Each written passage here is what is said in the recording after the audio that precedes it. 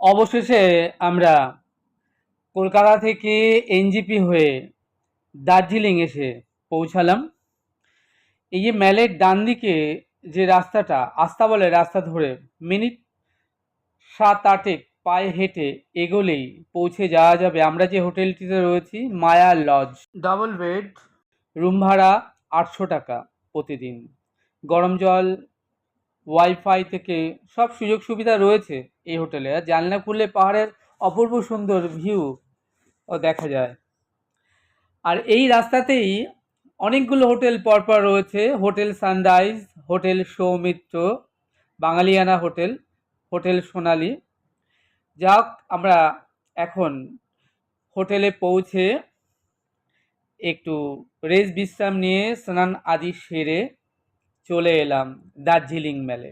এই নিয়ে দ্বিতীয়বার দার্জিলিংয়ে আসা। আমরা যখন দার্জিলিং মেলে এসে পৌঁছালাম তখন বেশ কিছু পর্যটক দার্জিলিং মেলে ঘোরাঘুরি করছে। কেউ বসে আছে, কেউ খোশ মেজাজে আড্ডা গল্পগুজব করছেন। তবে সন্ধ্যা বাড়ার সাথে সাথে মেলে পর্যটকদের ভিড়ও বাড়বে। আর এত ভিড় হবে যে আপনি বসবারও জায়গাটা হয়তো ঠিকঠাকভাবে পাবেন না। যা হোক, আমরা এখন রয়েছি দার্জিলিং মেলে। আমি দার্জিলিং মেলের সামনে দাঁড়িয়ে রয়েছি।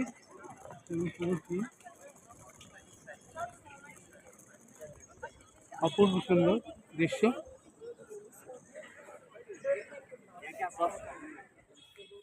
আমাকে দেখলেন, আমি শ্যাম সুন্দর। আপনাদেরকে ঘুরিয়ে দেখাচ্ছি সম্পূর্ণ দার্জিলিং মেলটা। দেখুন কি অপূর্ব সুন্দর এই দার্জিলিং মেলটা। এই মেলের দুদিকে দুটো রাস্তা চলে গিয়েছে। বাঁদিকে রাস্তা দিয়ে চলে গিয়েছে মার্কেট, আর ডান দিকে রাস্তা ধরে একটু এগোলেই পড়বে এখানকার বিখ্যাত মন্দির মহাকালেশ্বর মন্দির। এই ডান দিকে সোজা রাস্তাটা ধরে আপনি এগোলেই একটুখানি গেলেই মহাকালেশ্বর মন্দির দেখতে পাবেন।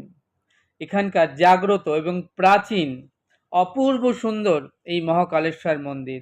আমি বলবো, যারা দার্জিলিংয়ে বেড়াতে আসেন, শুধু মেল বা মার্কেট বা শপিং নয়, কিংবা কাঞ্চনজঙ্ঘা বা সানরাইজ আপনারা তো দেখেই থাকেন, অবশ্যই একবার ওই মহাকালেশ্বর মন্দিরে শিবজিকে দর্শন করে আসবেন।